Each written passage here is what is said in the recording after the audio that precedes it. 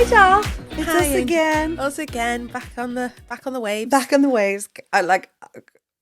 For anyone that is only listening to us, please go on and look at the videos, because unintentionally, Michelle and I have both worn full white. Yeah. But I love how kind of cliche we are, because we're like, oh, we're doing stuff about babies and miscarriage, so we'll go all ethereal. Isn't and it mad white. how when that happens? It is. But we're also maybe just as cheesy as each other. Yeah, we're just in tune. Me and my twin sister do this all the time. We'll show up in the same outfit. Really? Yeah, it completely happens unintentionally. It happens a lot, yeah. Completely Hilarious. unintentional. What has been going on with you? So, it's been a heavy one, to be honest. Oh, really? We lost my son's granddad, and they were the best of friends, and he was like my constant person, the most reliable person that I've had ever. Oh, I'm sorry. In my life. Thank you.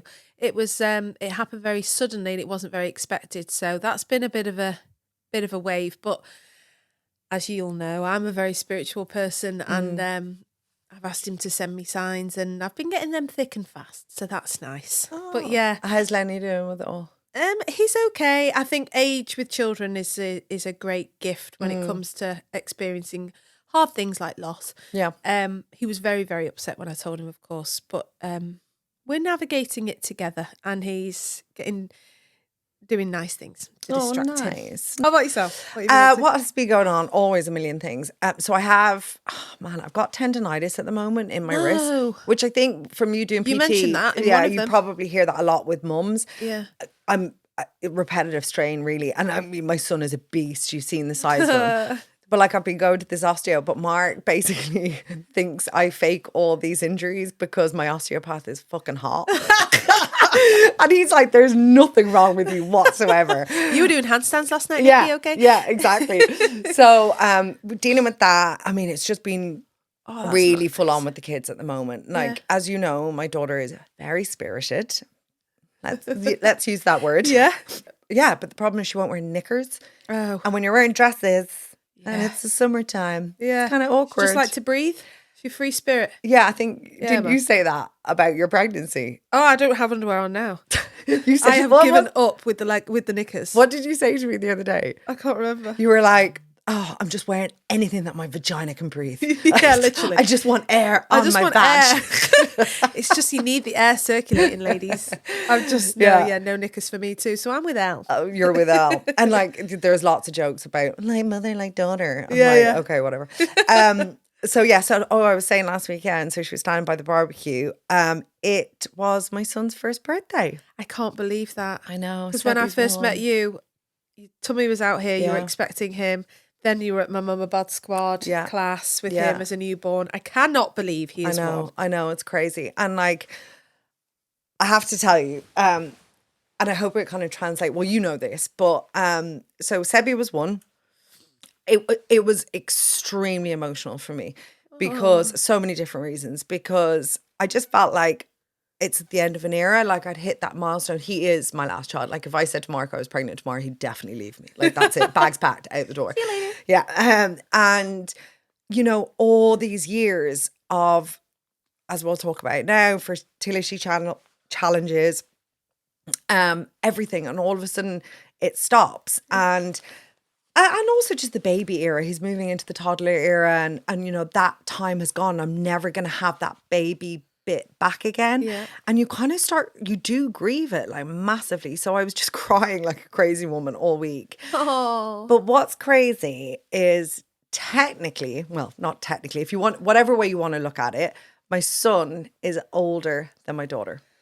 How so? How so? So he was in our very first round of IVF, and he was our very first batch of embryos. No, that's amazing. Yeah, and I'll tell you the story about why we didn't use it. And we didn't end up using that embryo. And then we had years and years and years of further IVF and pregnancies and miscarriage.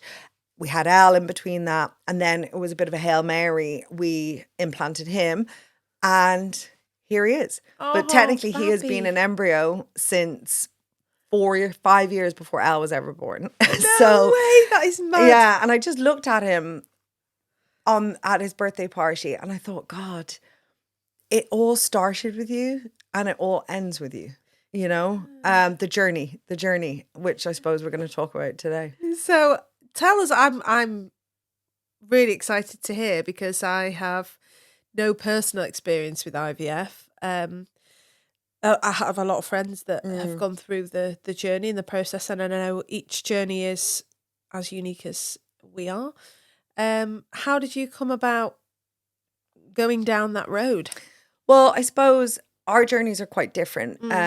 And often people will do IVF after experiencing miscarriages. Yes, that's my understanding of it. Ours was the other way around.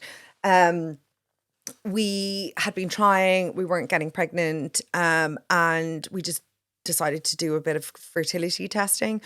And it turned out that, you know, my partner's 10 years older than me. His sperm had dropped and he had 2 kids from previous marriage. So he thought, I'm fine. I'm grand, there won't be an issue. So I think it came as a bit of a shocker. And we were older, you know, we had kids later in life. And the advice was, get on the IVF bandwagon, basically. Right. Which we did. Now, I was kind of like, the whole journey, I mean, we could have an entire episode just related to IVF. And I probably will do like a Q&A or a live or something on our socials to go into a bit more detail. But we started the process and it is such an overwhelming process. Like, I don't think I actually really appreciated how emotionally and physically draining it was until I look back now. Yeah. You know, when you think about injections and stimulation and retrievals and implantations and genetic testing and all the paperwork you have to do, which is basically another fucking language, by the way, like honest to God. And I would count myself as a smart individual. It is just crazy. And you're like, go, go, go. And then you get pregnant and you don't prepare yourself for staying pregnant. And that's where it all took a bit of a turn for us. And I suppose that's what we have in common. Yeah. No, I think, isn't it 1 in 3 women still suffer a miscarriage? Yes, it's 1 in 3. It used to be 1 in 4. It's now 1 in 3. Yeah. And there's 220,000 IVF cycles in the UK every year. I think. Yes. Yes. We'll fact check all of this. We will fact check it. But the point being is, in the UK, did you know, I only found out this recently, in 2024, there was more pregnancies in women over 40 than there was teenage pregnancies, which was the first time ever in our lifetime. Yeah. Yeah, and obviously there's multiple reasons for that, right? Firstly, people are having kids later in life. Yep. Different priorities. Yeah. And some people, by the way, I know lots of women in their 40s that did not need IVF. They just absolutely got pregnant and drop of the hat. Yep. And then I suppose teenagers are more educated. They can get their hands on contraceptive much easier, like blah, blah. But it's weird, like you go through your whole life trying not to get pregnant and then, you know, you just assume it's going to happen and it's not going to be a problem. I just never even thought about the idea that I would have to have IVF. And I don't know if I even talk to people about it. People still do IVF very quietly as well. Yeah. So as I said, the process was a lot. Now, if I'm being really honest, actually physically, I didn't find it too bad. I know some people really, really struggle with the hormones and the injections and everything. That part I actually didn't find too bad. What I found hard was the mental load. It is all consuming. It takes over your life, everything, what you eat, what you do, where you go. Like you're in getting scans every second day. There's disappointments. There's things you just didn't know. You're putting trust into these people that are telling you what to do. Yeah. And it's quite easy to say things in hindsight. But like often I talk to people now and I'll give them some advice that I wish I had known. But again, everything in hindsight. It was the emotional toll that I just assumed in that first round that I would get pregnant and I would hold my baby and everything would be great. Because I was like, science is in charge. Well, that's what I would think. And I think, so how long between them? So is this correct? They will fertilize the egg outside of you. Yeah. And then implant. Yeah. And then how long do you have to kind of wait in this kind of waiting period to find out if it's stuck or not? So with that first round of IVF, I just assumed we were going to get pregnant. Everything was cool. I had a chemical pregnancy. I had 3 embryos that I had loads of eggs, but only 3 embryos actually came to fruition. Number 1, I had a chemical pregnancy, kind of a miscarriage, but not really. It's so early, they just call it a chemical pregnancy. Okay. Number 2, got pregnant. And I was like, wow, this is it. Cool. This IVF stuff, piece of cake, like not a bother. Yeah. And pregnancy was going along. I went for my early scans. Everything was great. And I had a bit of a bleed. I was in Ireland at the time. I say a bit of a bleed. I had a massive bleed and I thought I was miscarrying. And I managed to go into A&E. They did a scan. There was a heartbeat. They were like, listen, we think it could just be like a broken capillary as such. So everything was going great. Kept having scans. And then about a week before my 12-week scan, which I was having in the IVF clinic, not under the NHS. I said to Mark, nothing was different. Like I physically felt fine. Nothing had happened. But I was like, I have this bad feeling. I was like, I have this kind of gut feeling. And he was like, stop being ridiculous. Like you're just being paranoid. Like it's just the worry. It's just the first time. And I was like, yeah, you're right. And we went into the clinic and everything's happy. And the sonographer who was there, she actually was with us through a lot of my rounds. The most beautiful woman I have ever come across. I've actually sent her a card with a picture of my 2 kids, even though I didn't get pregnant with that clinic, because she made such an impression. She impacted my life because her kindness. She's chosen that job. Literally, and it must be such a hard job because you are celebrating these amazing moments, but in our case you're also sharing in the grief. So I remember going in, chat, how's life, oh my god, so exciting, blah blah blah blah, and then she puts the jelly on and I'm holding Mark's hand and I'm so excited, and she's like, okay, are you ready? And then silence. And it's deafening. The silence is deafening. And it's only a couple of seconds, but it feels like a lifetime. And I knew, and I just took this breath, and she was like, I'm so sorry. I'm sorry. And I don't know why I'm getting so emotional. And I just started crying, and I was like, I knew. I fucking knew. And she was like, you knew what? Like, what? Did something happen? Like, were you bleeding? Like, and I was like, no, I just knew. Yeah. Like, I just knew.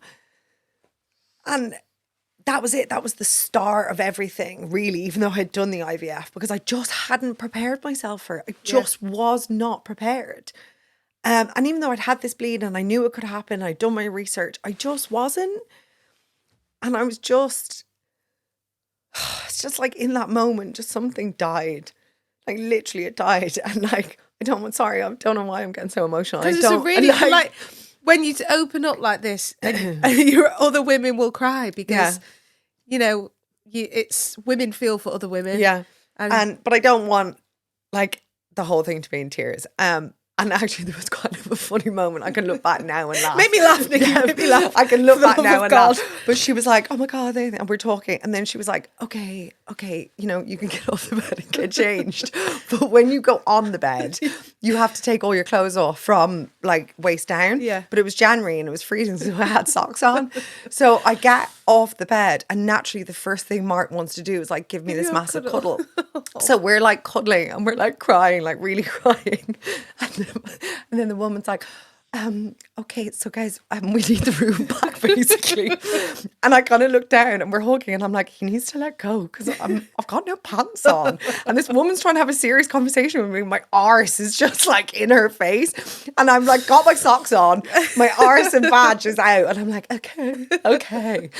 And like, you kind of had to be there in the moment. But yeah, and that was it. And obviously we'll talk through because there was many more after that. But like, what was your first experience like? Because your journey has been different to mine.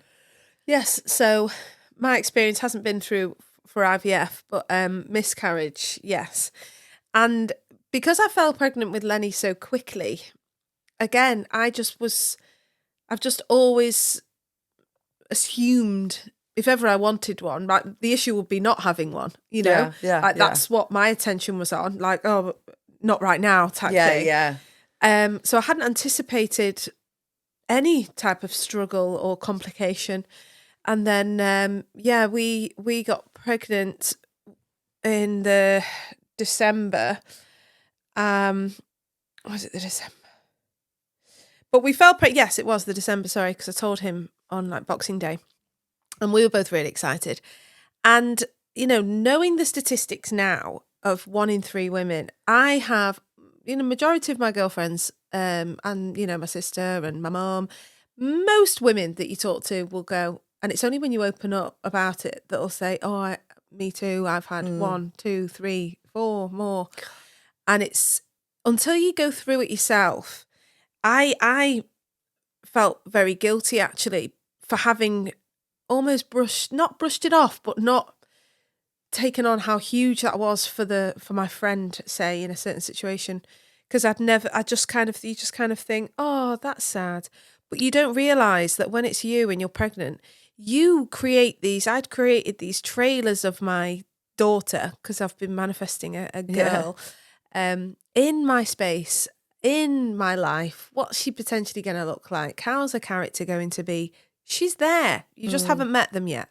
And we hadn't anticipated anything going wrong. So ours was, we found out we had miscarried. The first one was off a private scan. Right. So my partner wanted a private scan just for reassurance, because it is, you haven't got a big bump apart from you going through all the hormone things and feeling shit and tired. Yeah. You can't see in there. So we did get a private scan, and the first one was fine. Heartbeat was on there. Everything was great. I said, see, to him. But if I'm being honest, and I said this to him afterwards, there was a knowing in me. So although I had never foreseen me having any issues, there was just a little seed of sadness the whole time. Oh, wow. So I hadn't, even though I pictured her in my life, because I knew she obviously comes, there was part of me that couldn't see her in my flat. And I was really frustrated with that, because I'm a very intuitive person. Would be talking about her and like, oh, we'll have to move the rooms around and yada, yada. And I was thinking, she doesn't come. And I just couldn't see her there. But anyway, the first scan showed that she had a heartbeat. And then I had a bleed. Were we about 8 weeks? I'd had a bleed at home, and it was quite a big bleed, like you said. And I was like, oh, now I know, again, bleeding can be totally normal. Yeah. And, I spoke to my sister, and she was like, yeah, no, I bled. And it was after sex. And I know that's also quite common. And I was like, no, it'll just be because we've just had sex. It's fine. But I knew there was quite a lot that I'd lost. And I was just a bit like, oh. And then I was getting really bad chest pain. Oh, God. Like a real stab, like a take your breath away stab. And it was constant. Right. For a few hours, but I'd kept it to myself because I didn't want to stress him out. And then I was like, you know what? My chest just doesn't feel good. And then we went for another scan, and it was that silent moment, isn't it? But I went by myself because we were due an early scan about literally a few days after. So I said to Jack, just go to work, it's fine. I'll just get you a picture. Oh, man. And then I actually wrote a little journal, and I wrote like a blog. Yeah. Writing helps me. So I wrote it all out in there afterwards. But it's everything that went on in the run up to it. I kind of knew, but then nothing can prepare you for that. Do you wish, in hindsight, Jack had been there? No. Or actually were you happy he wasn't? I'm happy that he wasn't. I'd rather, like, it was bad enough me having to call him and tell him, but I just think, no, it wasn't very pleasant. I just remember looking at the ceiling tile, and it's that while the click, click, click of the mouse, and you just think, God. And then she said, oh, Michelle, I'm so sorry. And before I went in, she was quite, when I arrived, she was like, right, okay, lie down. She was quite matter of fact. Yeah. And then within those moments when she went, Michelle, I thought, oh no, her voice has softened. Yeah. Like she's going to tell me something here. And then she was really, really sweet. The aftercare was lovely. You go into like this little room with butterflies on the walls, and you can write a message to them on a tree. So then Jack flew round to be with me. And then, that was the first of ours. And I mean, how incredibly brave of you. And if you think about like when we talked about those COVID days there, the amount of women that had to do that by themselves. Yeah, awful. Get that news. And it just seems cruel, really, when you think about it. Yeah. And how obviously physically, going through a miscarriage is not pleasant. No. The bleeding, sometimes you have to D&C, sometimes you don't. What was your overriding memory of miscarriage recovery? So the first recovery was actually, it was okay. It was around my birthday, day before my birthday actually. And I just did a lot of lying around, recovering and things like that. It wasn't pleasant. But it was the second one that I thought, well, I've done it once, it'll be the same experience, and it wasn't. The hormone crash, the nosedive that I hadn't prepared myself for. But like my friends were saying, Mish, what are you doing? It was Jack's birthday the next day. I needed to pick up his gift. I needed to go and get him balloons because I had this vision of me filling the back room with these green helium balloons, and I wanted to make it really special. So I literally came out of the hospital and jumped in the car and went straight to Asda. And I was like running around the aisles like crazy woman, and I just did not give myself any time to just be still. Because your adrenaline, you go into autopilot. It's a protective mechanism, really. I know, the first time I was sad. The second time I was fucking pissed off, to be fair. I was just like, what more nurses? I'm sorry, I'm going to punch them. Yeah. And there's nothing against the nurses. They were all amazing. Of course. But I was just mad, man. Yeah. I was like, why is this happening again? Why? So, I mean, and you get angry at your body, you get angry at Mother Nature. Like, Mother Nature is a sadistic bitch. Yeah, it can be. I just walked in there and I was just like, oh, come on then. Yeah. And then it was like, oh, I'm so sorry, Michelle. I went, right. She hadn't even finished a sentence. I was already up, getting my clothes on, going, come on, Jack, let's go. And then I was like, right, well, where do I need to book in for that thing then? I was just annoyed. And then the emotion came as a tsunami. I mean, look, maybe our memories are a bit shot, but I remember when, they're talking you through the recovery, them being like, we recommend you have counseling, we recommend this. But no one said to me, by the way, it's like when your body's pregnant and then it's not. So maybe in 24 hours or maybe in 3 or 4 days, you are going to get a hormone drop that will shatter your world. Yes, no one tells you that. Literally no one told me. And it happened. And I was genuinely afraid for myself because I never suffered bad PMS as a young person. I hadn't been pregnant at that point, but as in full term. Yep. But I never suffered the rage. It was debilitating sadness. I could not get up. I couldn't stop crying. I was so fucking angry. Yep. It felt like this indefinite sadness, like the depths of paralyzing fear and sadness that I felt that I didn't actually, I don't think even admit to anybody, felt like it was never going to end. And a physical pain. It's a physical and emotional pain. Yeah. I was done. I was empty. I was done. Yeah. And when you're in that moment, every time there's a loss of a child or anytime something major happens in your life, I felt like a part of me died every time. Yeah. And it was just destroying my soul. And I really thought genuinely, I was never, ever going to be me again. Yeah. I was never going to not feel sad. I was never going to not feel hollow.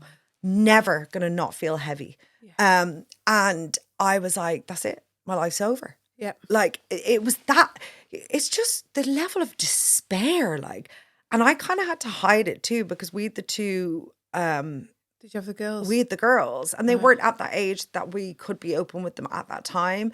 So I would have to put a face on and be like, everything's great, everything's cool. So it was like trying to pretend, then all of a sudden being really sad, then trying to pretend. Like it was honestly just, I can't even describe it. No, I don't know if you can describe it better, but I mean, I remember cleaning the house and I was all right. And I was actually fine. Yeah. Cleaning the kitchen. And then all of a sudden, it was like someone had flicked a switch and I was furious. And I couldn't, it was like I had this immeasurable amount of pain and anger that I've never felt that level of Yeah. anger in my fucking life ever. And all I wanted to do was turn that feeling into a physical thing. Because I was like, how do I release this? How does it go? I need it to leave. What do I do? And I wanted to physically hurt. I kept thinking about myself breaking my hand into the wall. I wanted to give some kind of physical representation to the emotion that I was feeling because I couldn't pin it down. And then poor Jack got home from work. I think he was heading out with his friends because, I mean, we've said you can't compare loss from the father and the mother because you can only experience it to the level at which you are capable of. And for the man, obviously their loss is horrendous. It's awful. It's emotional. It's can bring on depression and low feelings and things. For the woman, it's hormonal. It's physical. It's emotional. It's fucking all of it. Yeah. So for him, his go-to was distraction, being around his friends, wanting to go out for a meal and some drinks with his lads, And mine was just like, I couldn't escape mine. So I was like, I was enraged. So we got home, I thought 5 minutes before, I'd have been fine with you in the kitchen. But I was beyond. And it happened. And then he went out. I said, no, you go out. It's best you go out than sit around me like this. So then I just lay down. And that crushed me because in times in my life when I've been met by any difficulty or any hardship or any emotion or anything, I've been brought to my knees. I've never lay down, ever. This made me lie down. Wow. I was lay down. I couldn't move. And I was just sobbing, staring at the wall, thinking, I don't know what to do with myself. And I said to Jack the next day, I thought maybe I'll be all right after a sleep. Went to sleep, woke up the next day, and I said to Jack, and this is what shocked him the most and got him quite concerned. I said to him, if somebody told me that this was the way my brain was going to be forever, I wouldn't stay here. I couldn't stay here. And that's the first time I've ever been able to relate. A lot of people will look back and be like, you were so strong, you were so brave. And I am strong. I count myself as a pretty strong, resilient person. And I was just getting up and going. I mean, but I was silently and secretly dying inside. And I think for us, you'd have the miscarriage and then I would have to get the energy to go for another round of IVF and go through all of the milestones and the disappointments of that. And then you would get pregnant and then another miscarriage. Yeah. Then I got pregnant and there are just so many ups and downs and the turbulence is soul destroying that you just you lose the will to live. Did you enjoy any of your pregnancies with Elle or Sebi, or were you continuously worrying throughout the whole process? I did. So I think I got to a stage where, and it was before I got pregnant with Elle, where I was secretly really struggling. It was COVID. I was secretly drinking actually a lot, more so than anybody would know, more so than Mark even knows, I think. I was staying up late at night. I was staring at the wall, like you were talking about. I was listening to sad song after sad song, all the cliche stuff, until I woke up one morning and I was like, I need my grief to be more productive. I can't do this anymore. I'm sad enough, and this is making me way fucking sadder. And I realized in that moment, when you go through fertility challenges, you relinquish control. That's it. And I was so used to controlling the narrative, and I was so used to working really, really hard and getting what I wanted, that those days were over. That was not going to work when it came to my fertility journey. So I had to think about how could I look at life differently. I became really humbled actually by the whole entire process. And I think the forefront emotion that came to me was compassion and empathy for others, but actually for myself. And then I was like, okay, I need to start dealing with stuff now. And during any of my IVF processes, during any of the times after miscarriage, the one thing they do really encourage you to do is counselling. And I just didn't, because I was like, what am I seeing a counselor for? But like, they're not going to bring my babies back, you know? And little did I realize that I was just afraid. I was afraid to let it all out, because in all honesty, sometimes I'd be driving the car and you talked about it would just hit me, and it would take everything in my physical being and heart just to take a breath, just to be like, like, and I was frightened about how I felt sometimes. So when I met with my counselor, I realized it was just this safe space that I could just vent. I could talk about the crazy thoughts I had, like mad thoughts, like physical thoughts, psycho thoughts, sad thoughts, like stuff that sometimes you didn't want to say out loud to your significant other or your friends or family, because it's kind of out there in the universe then. Yeah. And all of a sudden, just this weight lifted. And I was so lucky that I met a counselor that was fantastic from the beginning. We just had this connection. I still talk to her once a month, even if there's nothing going on, just to talk. Was she specialised in fertility? I think, yeah, she had some experience, but she's just a general kind of counselor. And we didn't talk about like the past, and a lot of it was around like cognitive behavioral therapy stuff. So like when I was spiraling, how to pull myself back. Yep. When I was feeling certain ways, how to just rebalance, how to ground. She taught me loads about grounding, like being in a moment, listening, understanding your senses, all of that, things that you couldn't just bring you down. And certain practical things like, so I had 4 miscarriages altogether. I've had 4, technically 5. Different reasons. Some were related to IVF, some were natural pregnancies. Some I was just completely blew me away. Some like you, I was just like, oh, for God's sake, like, here we go. And what is really hard is when you are going through miscarriage after miscarriage after miscarriage, you're going through IVF after IVF after IVF, life doesn't pause. Like, life goes on. Mm-hmm. And to navigate heartbreak and helplessness in parallel with being happy, because you have to learn to be happy because you have a partner and you have a job and you have other kids, like, that was a head fuck for me. So talking to her really helped me manage that. And I think a lot of people might listen to this and say, God, I never knew you were going through all of that. And I don't know if I didn't share it because of out of shame. I don't know whether I didn't share it because I had to keep going. Yeah. And she was that person I shared it with. Mm-hmm. And sometimes it was Mark. Our relationship was really good in that time, but then really bad too, because to your point earlier, like, I'd hear him a day after miscarriage laughing on a work call, and I'd be like, how dare he be laughing, you know? Yeah. But that was his way. Like, he had to work, he had to get back on. Of course. And I literally remember one of my miscarriages, it was like full blown bleeding, and I'm like on a work call, because I think, and oddly, throughout all that 5-6 years of all of that going on in my life was the time I got promoted the most in work. Really? Because I think I went into this like adrenaline, like this limitless mindset where I was like, keep going. Because if I stop, I have to think about everything. I have to live everything. I have to feel everything. Yeah. I mean, on reflection, I don't think that was healthy at all. But it is crazy that pain becomes power for you sometimes, you know? Do you think that contributes to, you know, how overwhelming it is, contributes to the fact that it's almost seen as taboo, not taboo, but people don't speak about it until you open up to another woman. Mm.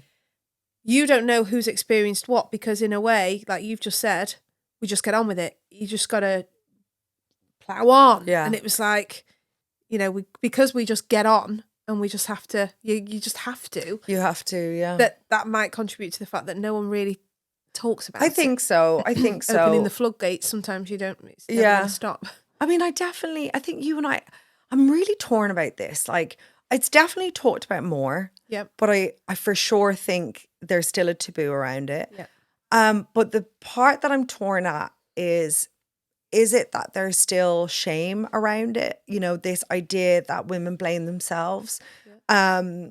They're so frustrated with their bodies. And a doctor said to me before, all of this stuff, when you go down a Google rabbit hole, by the way, and they talk about like, don't exercise too much, drinking alcohol, doing this, doing that, smoking. Like I didn't do any of those. I did exercise, of course. Contributing towards miscarriages. They were saying to me, that is like 2% chance. Generally, 95% of the reason that you miscarry is because there is a chromosomal abnormality within your pregnancy. Yeah. So are people not talking because there's shame, embarrassment, or is it just that they just don't have the energy at that time? Yeah, They just want to grieve silently for a while. They want to process things themselves. Like for me, it kind of frightened me how much I wanted to be alone a lot of the time. I just wanted to be in my grief, and quite a few of the times it was COVID, so I was able to do that because I couldn't share. I needed to kind of process. I needed to go inwards. Yeah. Do you know, I had so much rage that the only place it could go was inward. So I really needed to kind of work through that first before I was able to sort of go to the outside world and be like, hey, this is what's going on. Yeah. I think it's very personal, isn't it? It is. For me, I found that because I was working at the barn, which is primarily a very female-dominated space, beautiful place in the countryside. So all the people that work there are female. All my clients were female. And I found that was like my little village. So for me, we talk about this being quite a big difference, but one of our differences is that you will internalize until everything's fixed and then speak, whereas I just go bleh. Like as soon as it's on that, it just comes out. Like I don't like to ruminate too much on stuff because it can get very noisy, so I just speak. But I love that.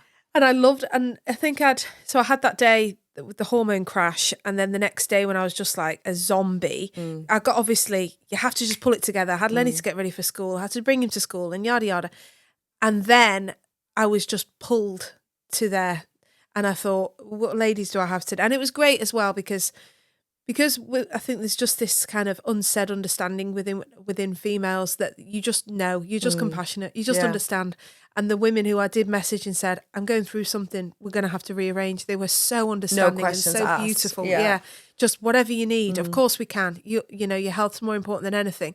And then when I did go to work, those talks with my ladies were everything. Yeah. The fact that it was just such a safe space to just outpour really helped me. And the other girls that worked in the barn as well, Sasha, who owns My Sculpt upstairs, she let me use the infrared sauna. So I like sweated it all out, and then she made me some tea, and it was just lovely. I felt really looked after. Isn't that gorgeous? And I'm so happy for you that you had that, because I think most people are maybe working in a corporate environment or a school environment or whatever environment where you don't have that luxury. You know, for me, of course I had the choice to tell them what was happening, and I'm sure they would have been very nice about it. Yep.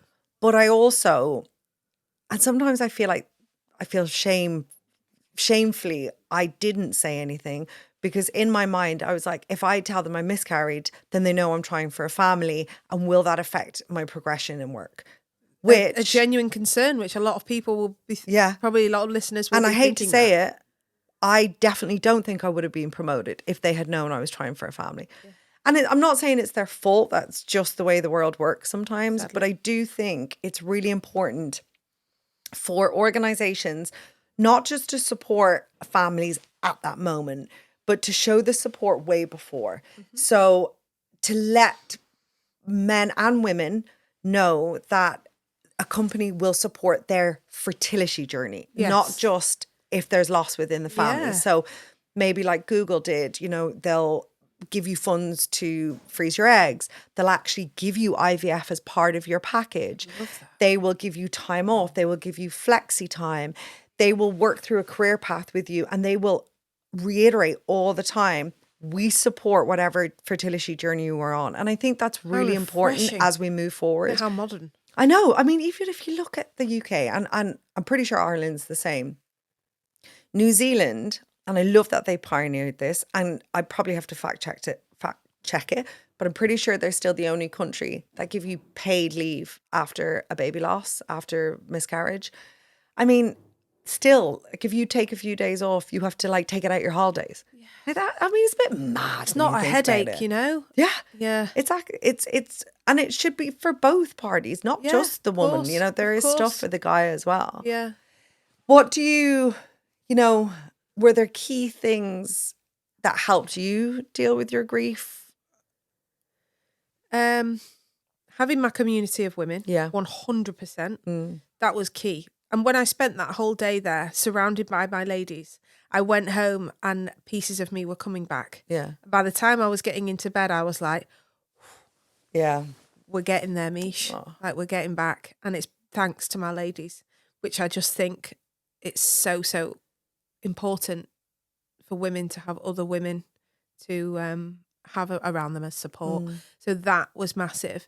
Journaling has always helped me. Like throughout the transition from being married to not, I journaled for years. I use it as part of my motivational speaking events when I do those. I use them as reference for my clients. I journaled about it a lot. And also knowing because I mean, not drinking really helps, but I can really tune in to myself, and we all have a knowing within us about what's coming. And it's like this inner knowing that we don't always hear because of life and because of busyness and everything else, all the distractions. I can get really, really silent, and I can really tune into what I know is going to come. And I always knew she was going to come. And it's not a case of like hoping, it was just a case of waiting. And knowing that kept me really calm. I think hope is what anchored me, I think. What is it? Hang on, pain ends. Have you heard- hang on, hope, hang on. I think you have to have hope, don't you? Yeah, I guess hope. Do we cut? You know, when you say you're hoping, is that because there is a really big element of knowing? Good question. Maybe because I think for me, one of the hardest parts of the entire fertility journey, IVF or just trying for a baby, was knowing when enough was enough, like knowing when to stop. That was really difficult for me because it is so all consuming and overwhelming. And you get to a point where sometimes doctors are saying, I think you need to stop now. But then you hear all these miracle stories. When I stopped I stopped and I relaxed and I did this, or I did one more round and then I got pregnant. That makes it very difficult. Yeah, of course. Because you feel like you're giving up. You're giving up on being a mum. You're giving up on your future child. Yeah. So you hang on to this hope that the next time. But I love what you just said there. Maybe it's because you know. Yeah. And you knew. And obviously I am extremely fortunate because I do have two beautiful children. I know I bitch about them sometimes, but like they're beautiful. And I know there are people that it unfortunately didn't work out for them. But for me, a big thing for recovery was I got my tattoos. So I have 4 stars that are on my arm. They're close to my heart. I look at them every day. I touch them every day. And for me, it just recognizes each star is in the sky. It's on my arm. It's in my heart. That they just weren't ready for this world yet. Or the world just wasn't ready for them. And I'm not a religious person, but I would like to think I'm a spiritual person, whatever form that might be. And I have to believe that they know wherever they are, whatever, that they were loved and that they were wanted. And, you know, talking about having things on your body and then talking about in your body, I have referenced it before, but one of those biological phenomenons that I am just like blown away about is this idea of microchimerism. I think that's how you say it. Right. Where, and I think we've had this conversation before, when you are pregnant, including a pregnancy loss, because it happens like early in the pregnancy, fetal DNA goes into your body and it actually stays there for years, sometimes indefinitely.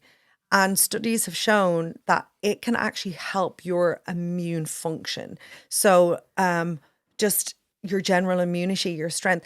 And there's actually studies to show that it can help successes of future pregnancies. Oh, really? I mean, how gorgeous is that? Like, you know that the saying of they're always with you. They physically are always with you. Yeah. And sometimes I wish like somebody had told me that. The other thing do you know, that really struck me. And we have a relationship episode, and I didn't say it then, but I think it's a little bit more powerful now, is though Mark and I had very different emotional journeys, we went through so much together in those 5 years, which is why we still stick by each other and we work on each other so much, because in 5 years we had 5 rounds of IVF, we had 5 miscarriages, we were working, we had other kids, like life was hard.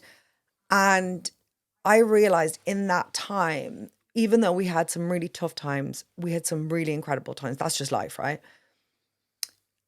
It is so easy to love somebody when they're at their best. So easy. But true love and true partnership is when you love somebody at their worst and at their lowest.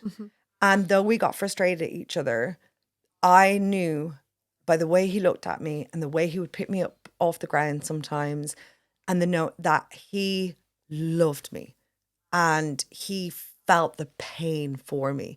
And sometimes when he was crying, he was like, I don't feel the same loss you do.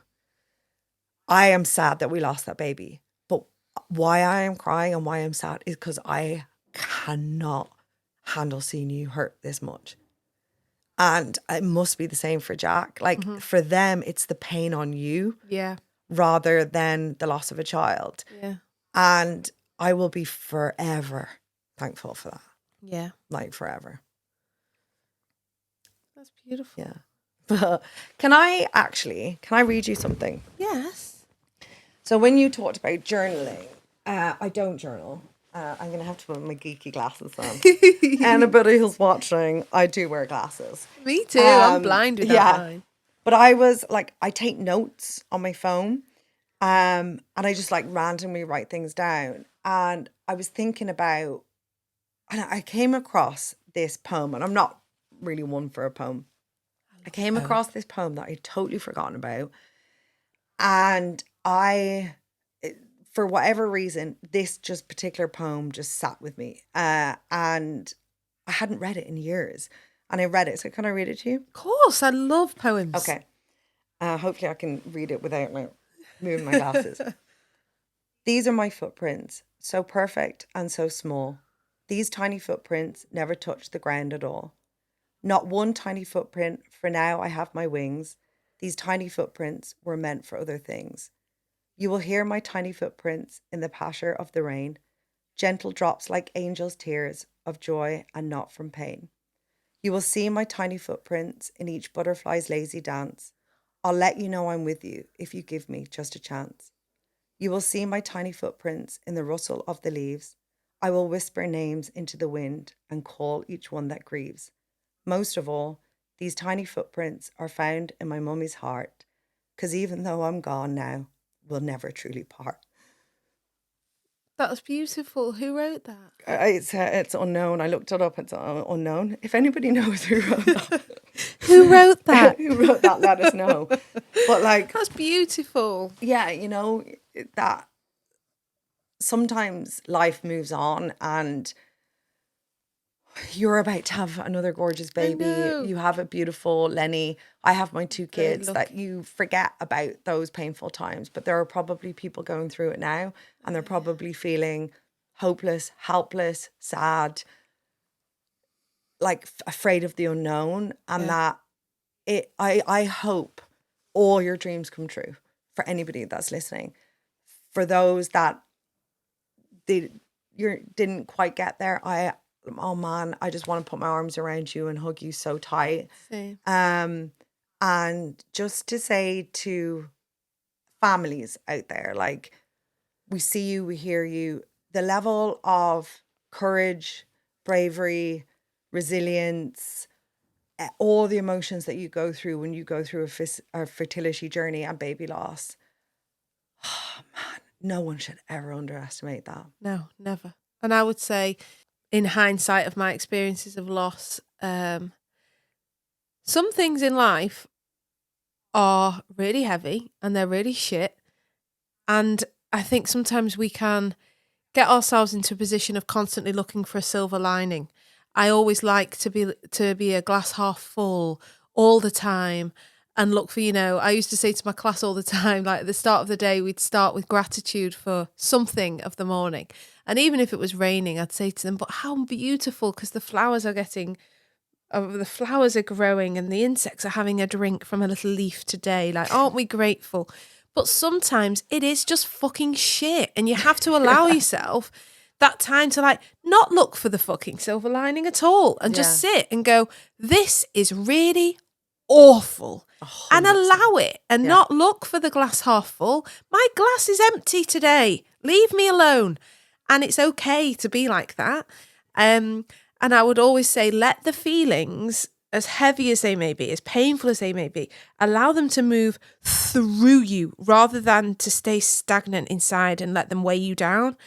Because, like I said before, it may bring you to a point where you'll lay down, but know that you will get to your knees, know that you'll get back up again. But if you do need to lie down, if you do just need to just switch everything else off, allow it. Don't try and numb out from it. Don't try and distract yourself from it. Feel it. Yeah. That's why we're here. Yeah. That is what we come here to experience, is all these different feelings. And again, like life teaches us that we should always be aiming for the rosy. We should always be aiming for happy. Like, that's not life. That isn't life. We're here to experience the good, the bad, the ugly, and everything in between. And they're not pleasant feelings, but feel them. That would be my advice. Love that. Feel. And I think... She just gave me a nice big boot there. Oh, did she? Feel Go, this. girl. Boosh. Go, girl. Again, we would love to hear any listener stories, or from listening today, what would you love to talk about more? What would you like to hear about more? Would you like a whole episode on the IVF stuff? Like, great. We can get experts in or do lives. So again, if you have any comments, email motherloadingpodcast@gmail.com. Slip into our DMs. Yeah. Actually, Mark is so old school. Me and the girl said, oh yeah, blah, blah, slip into your DMs. He genuinely thought we were talking about Dr. Martens. He was like, oh my God, I can't believe they're back in fashion. And we're like, oh God, you're such an old man. God, Anyway. Let's have a cuddle. I think after that episode, we deserve a cuddle. And let's go and get a fucking cup of tea. Yeah. I might get a glass of wine. Yeah.